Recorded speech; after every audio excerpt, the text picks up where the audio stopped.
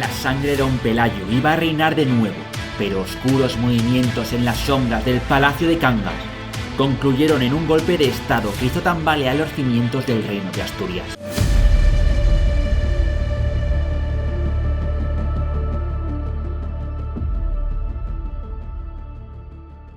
Año 783 después de Cristo. Recordad que Silo acababa de morir y su viuda lo había dispuesto todo para que Alfonso II se hiciese con el trono del reino. Pero tuvo lugar un golpe de estado. Un tal Mauregato es coronado rey y Alfonso II tiene que huir a refugiarse a tierras de los vascones, de donde era su madre. Este Mauregato era hijo ilegítimo de Alfonso I, por ende hermano bastardo de Fruela. Y sobre este hombre hay una historia que la mayoría de historiadores tratan de mera fábula. Se dice que Mauregato, para garantizar la paz en sus dominios y evitar que los moros lanzasen ataques contra él, llegó a un pacto con el Emirato de Córdoba. El trato consistía en que los cristianos entregarían anualmente 100 muchachas cristianas vírgenes, siendo 50 de origen noble y 50 del pueblo llano, lo cual era una enorme humillación para el reino y para las familias de estas mujeres. Se cuenta además que los habitantes de Simancas, como muestra de rebeldía, antes de entregar a las chicas, les cortaron las manos para que fuesen repudiadas por los musulmanes. El caso es que lo más probable sea que este acuerdo sea una mera leyenda, una fábula, pues no era la manera de proceder de los musulmanes. Estos querían que los pueblos sometidos les pagasen en dinero, armas y esclavos. Las doncellas no les serían de ayuda para seguir expandiéndose. Las crónicas musulmanas tampoco cuentan nada sobre esto, así que lo más probable, como he dicho, es que esta historia sea falsa. Volviendo a la realidad, en el año 784, Mauregato posiblemente derrotó a un ejército moro enviado por Abderramán I, que ya había consolidado su poder en el Emirato de Córdoba y buscaba expandirse. El ejército fue dirigido por un hombre de confianza de Abderramán, y es posible que subiese desde Toledo, pasando por Astorga y cruzando a Asturias por las montañas. Al poco de llegar, el ejército de Mauregato cayó sobre ellos y les asestó una dura derrota. Ahora sí, nos vamos al este peninsular. Tenemos un acontecimiento importante. Luis, uno de los hijos de Carlomagno, cruzó los Pirineos de nuevo y tomó la ciudad de Gerona, poniendo la primera piedra de la marca hispánica, es decir, territorio peninsular bajo control directo o indirecto de los francos. Durante el reinado de Mauregato tiene lugar un importante evento en el ámbito religioso. No lo voy a describir con detalle, seré muy breve. Voy a referirme a la iglesia que abarca toda la península como iglesia española, sí. No es correcto porque España ni existe ni se le espera, pero tampoco es ya adecuada llamarla hispana ni íbera.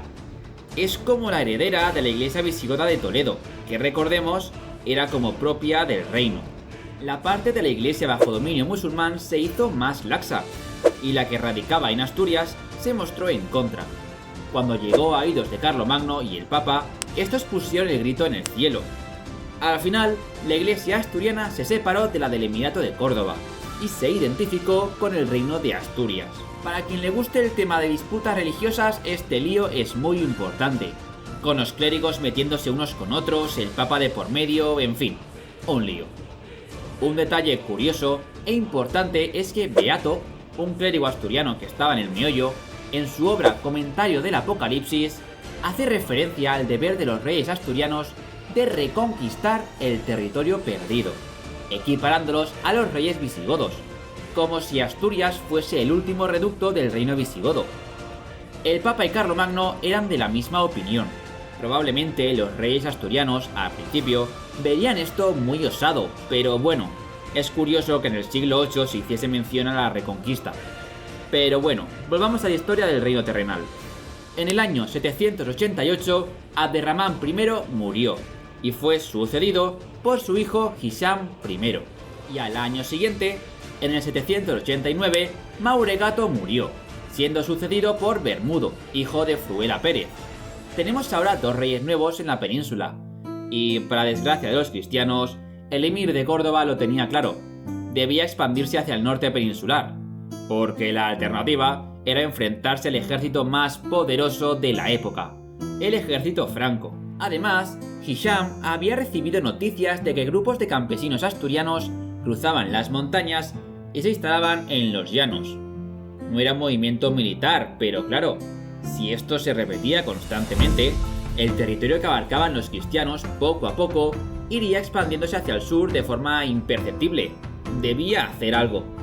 Preparó un gran ejército en la capital del Emirato, Córdoba, y desde ahí planeó la campaña de conquista. Atacar de frente a través de los desfiladeros cántabros era un suicidio. Lo mejor era ir por alguna de las puertas naturales, es decir, o por el oeste por Galicia, o por el este por el Valle del Ebro. Y entonces pensó, ¿y por qué no los dos a la vez? Si lanzaba dos ataques independientes, uno por cada extremo del reino asturiano, los cristianos no tendrían efectivos suficientes para hacerle frente en ambos puntos al mismo tiempo, por lo que ese sería su plan. Ya no sería como las anteriores expediciones. Esta sería una campaña de conquista a gran escala. En la primavera del año 791 comenzó la invasión con decenas de miles de hombres. El ejército del este, liderado por Uthman, partió dirección a Zaragoza, pasando por Toledo, y desde ahí comenzó a remontar el Ebro arrasándolo todo a su paso, porque esas eran sus órdenes. Hisham quería que ese ejército matase a todo cristiano con el que se encontrasen, prendiesen fuego a aldeas y campos, destruyesen las ciudades y acabasen con el ganado.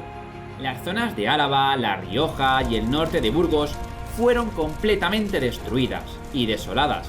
Como dice la crónica mora, cito literalmente, no dio paz a la espada en la matanza de los cristianos. Una vez cumplió su objetivo, volvió por el mismo camino, dando caza a los cristianos que habían logrado esconderse en la primera fase de la campaña. Por su parte, el ejército del oeste estaba comandado por Yusuf. Este fue de Córdoba hasta Mérida, y de ahí directo hacia el norte. Una vez llegó a Galicia, repitió las mismas acciones que el ejército del este, matando a todo cristiano que se cruzase en su camino, y devastando aldeas y ciudades. Contra este ejército, Bermudo decidió actuar. Reunió a sus mesnadas en Cangas, y una vez listo, partieron por pasos montañosos hasta el Bierzo, y se apostaron a los lados del camino que conecta Lugo y Astorga. Era una apuesta. Si los moros se retiraban por ahí, los emboscaría y los aplastaría. Yusuf, ajeno a la amenaza, tras devastar el territorio gallego, decidió retirarse en dirección a Astorga. Parecía que el plan asturiano funcionaría, pero no. Las tropas asturianas se lanzaron al ataque sobre los desprevenidos musulmanes, pero fueron rechazados. Parece ser que la mayoría del ejército asturiano murió, y el propio Bermudo tuvo que escapar a galope tendido de la matanza.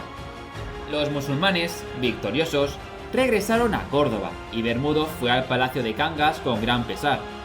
Era un hombre culto e inteligente, pero no tenía capacidades militares, por lo que tomaría una decisión muy difícil, pero sabia. Abdicó. En el año 791, el mismo de la derrota, Bermudo abdicó del trono de Asturias y nombró sucesor a Alfonso, el hijo de Fruela. Con esta designación evitaría más guerras civiles o asesinatos de palacio, pues el rey seguía vivo y había escogido a su heredero. Cualquier golpe de estado estaría condenado al fracaso. Era la primera abdicación del reino de Asturias. Alfonso regresó de tierras vascas y fue coronado rey de Asturias. Y algo curioso, fue coronado rey por el rito visigodo. Tenía la misión de defender el reino del nuevo emir de Córdoba, que parecía ansiar los territorios cristianos.